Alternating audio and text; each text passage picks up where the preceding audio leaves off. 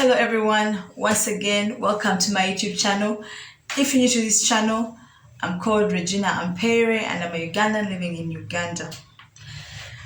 Today I want to talk about rejection. First of all, what is rejection? Rejection, simply put, is not being wanted. This can be by a person, by a group of people, just not being wanted, let's just be like that, or not welcomed into a certain circle of people, something like that. Most people experience rejection in some form in their life, at least once in their life, either from even your own siblings or even your own parents or even your own workmates and friends.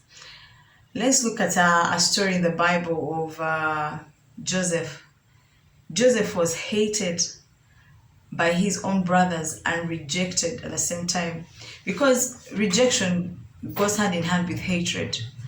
Because when people strongly reject you, quite often they also hate you, and I think one just leads up to the other. It's either hatred that is stemming from envy or jealous that then results into them rejecting you.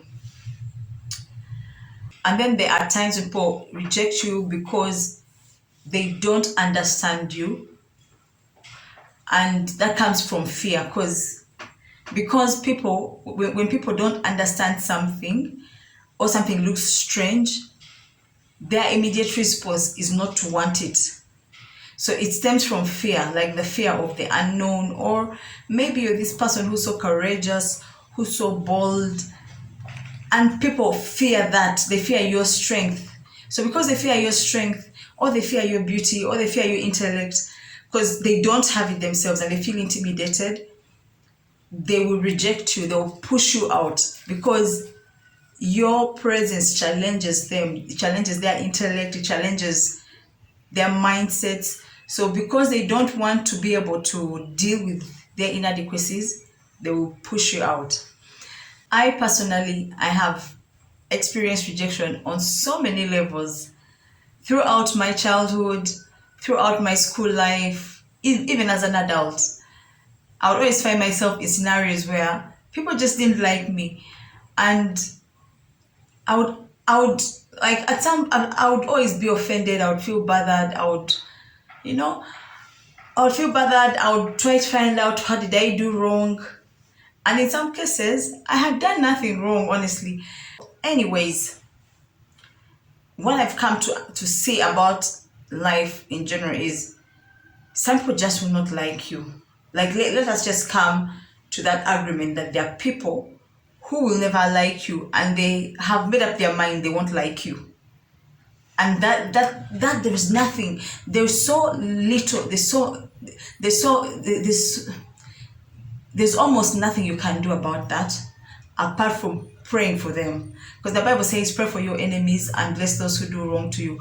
There are these two verses that every time I have felt, okay, this one verse really, every time I have felt that someone doesn't like me, or if every time I face rejection where like someone has bluntly rejected me and walked away from me and abandoned me, or like I feel like this person was supposed to be in my life but for some reason they cut me off and they walked away.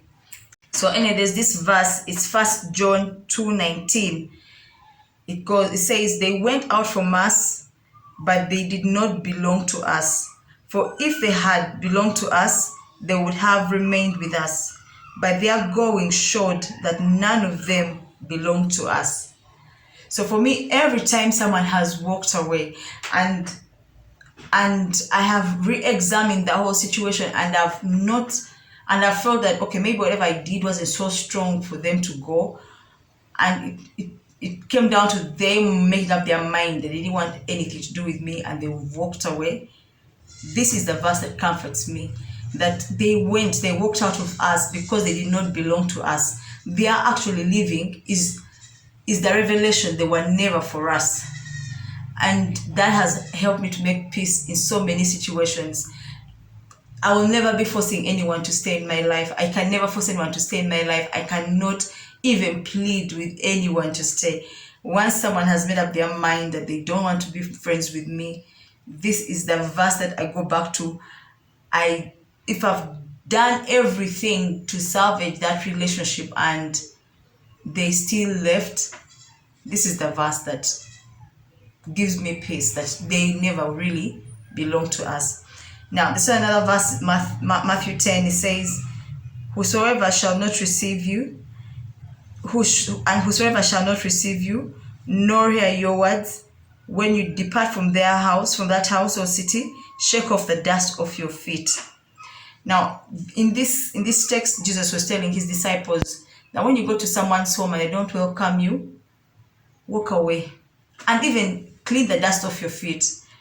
For me, the way I interpret this verse is sometimes you will be bearing good news to people, or you're trying to even correct them in faith, and they don't want to hear. And they don't want to hear your advice, they want to listen to you. And you just get into that altercation, like, you're trying to tell someone what's right and they're just refusing. And Jesus says, walk away from them. I used to wonder, why would you walk away from them? Shouldn't you try, keep trying to tell them what's right? But now when I think about it, it's like you're going to be burning more time, because there are people who have made up their minds that they will not accept truth. Like, it doesn't matter how you tell them, it doesn't matter how you package it, it doesn't matter if you drum it into their heads. They made up their minds and they're not going to accept what you're telling them. They don't want to hear from you. And the best thing you can do is walk away, so you can preserve your energy and give it to other people who will actually listen. So this was my reflection for the day. I hope it blesses you.